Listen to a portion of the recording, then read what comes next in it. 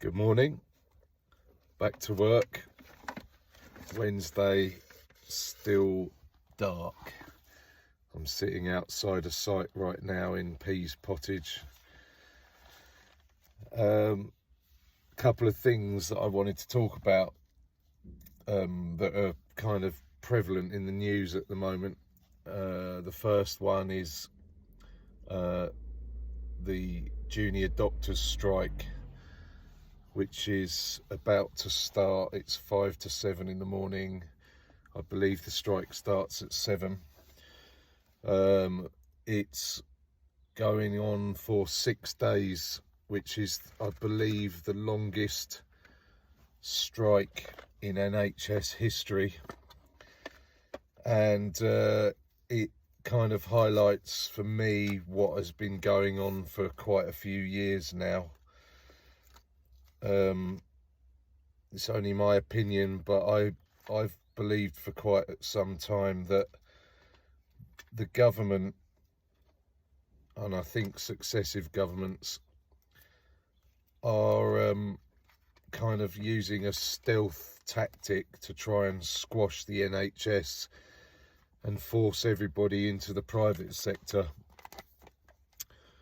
It appears that successive governments have decided that the public purse shouldn't finance our healthcare anymore,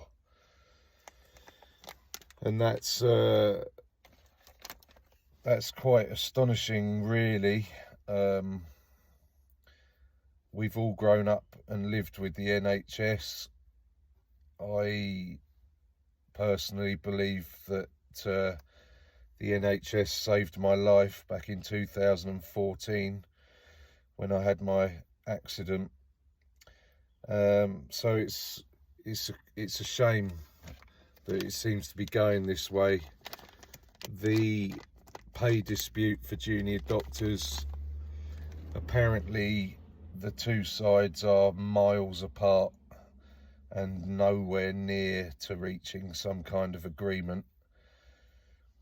And that again shows how the government just decides in these situations to dig its heels in and just refuse to blink in any way.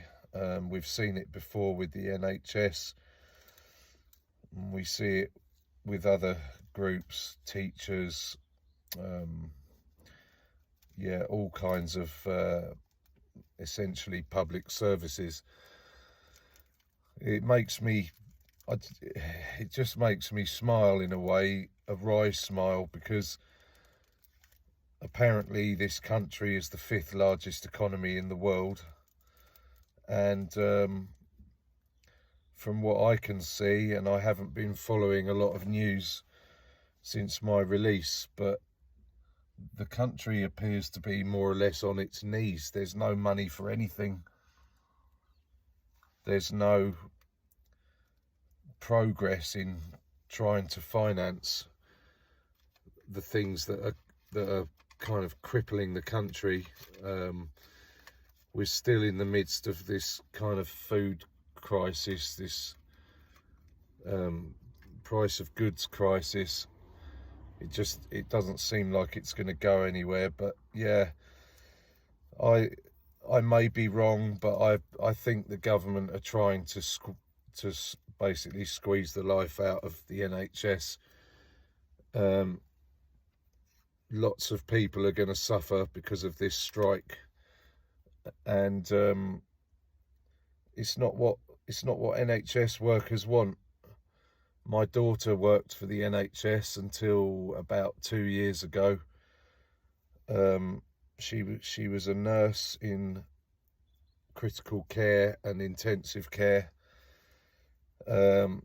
She didn't actually leave the NHS because of pay disputes and poor working conditions. She actually wanted to stay working for the NHS, which at the time I thought was really commendable, because even then we could see what was going on. As it turned out, my daughter moved back to near her kind of home, the area she grew up in, and she just couldn't find any job with the NHS that she wanted. So she reluctantly ended up working in the private sector. What's also really interesting about all of this is that there's been no kind of drop in public support for what NHS workers are doing and what they're trying to achieve, and I think that says a lot, because in some way or another we've all probably kind of felt the consequences of the various strikes, and there are more to come, by the way. I believe there are 7 or 8 NHS bodies that are planning strike action in the coming months, so it's not going away. But it appears at the moment that public support isn't going away, and I agree with that. We need the NHS, and we need the NHS to be as fully functional as it can be, and it's a million miles from that now, and has been for quite a while as far as I can tell.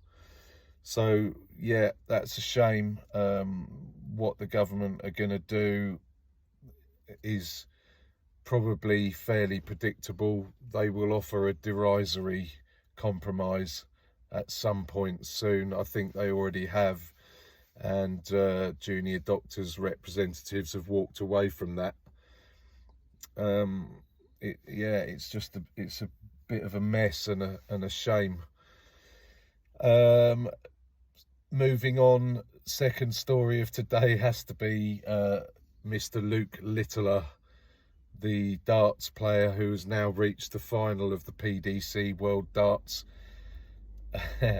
It's amazing. I wouldn't say he's necessarily a champion of kind of sporting integrity in terms of his lifestyle, but darts has always been different.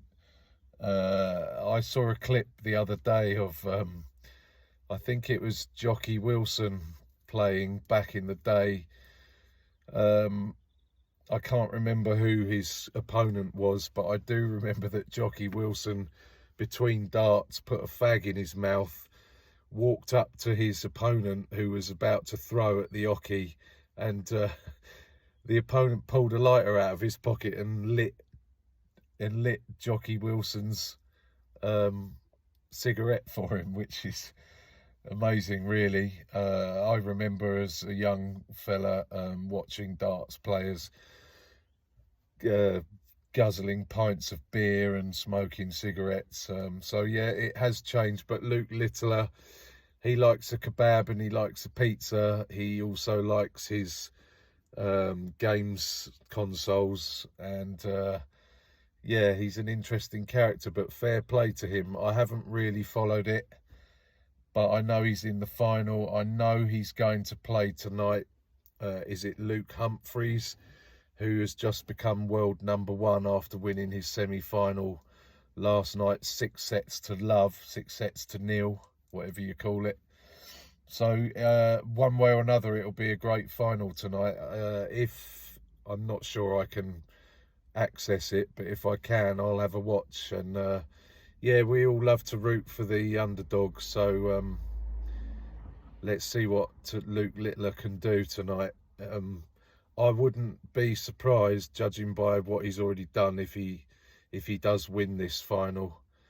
He's already £200,000 richer, which is a nice problem to have at 16 years old. And if he wins the final tonight, he'll pocket $500,000. So interesting. The only kind of young sports person I can remember in this situation recently was Emma Raducanu when she won the US Open tennis during COVID. She did brilliantly well. I hope things don't kind of tail off like they have for Emma Raducanu in the case of Luke Littler, because she's had a tough time since then. Anyway, more from me later. Have a great day.